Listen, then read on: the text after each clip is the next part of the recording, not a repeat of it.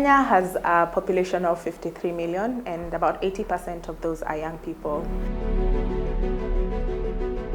One of the things we note is that there is a very huge divide between those who understand technology and make use of technology for business and for personal use, and those who do not have access to technology and do not have access to opportunities. So Digital Opportunity Trust Kenya is an NGO. We started out by teaching youth between ages of 18 and 35 on ICT skills, so basic Microsoft Office, bringing them into knowledge about how to use technology, and as well as startup skills. So Daring to Shift is a program that we started in 2019, and the purpose of Daring to Shift was to bridge the digital divide and bring more young people, especially young women, into the digital space. Some of the programs we offered was digital literacy, which we did under our digital jobs.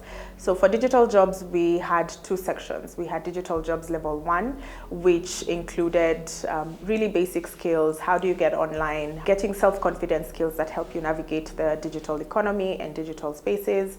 Then for those who wanted to advance their skills, we had digital jobs level 2, which covered social media marketing, web design, and data analysis. We then had a program which was digital business. This was targeted towards young women and men who had enterprises already running but did not have the digital skills to grow these businesses. And then we had our social innovation program. And the social innovation program stands out from the digital business because it's looking at high potential young people who want to grow an enterprise that is sustainable. And the target of that was creating employment by the end of their time with us. So we also had what we call the Youth Lab. So it's the Youth Leadership Advisory Board, and the purpose of the Youth Leadership Advisory Board is for us to get the voice of the youth.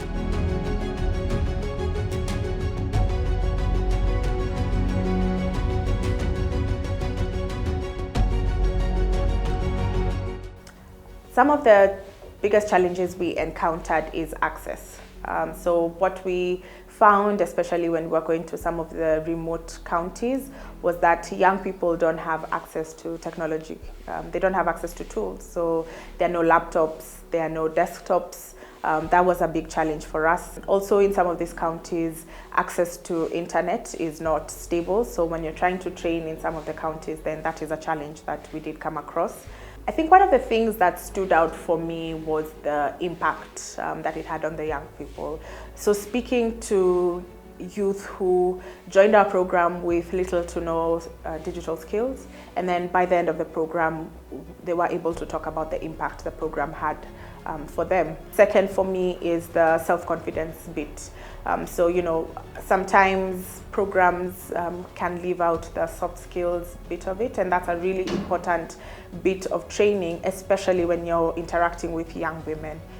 You need to give them the soft skills, the confidence to be able to navigate through this unknown territory.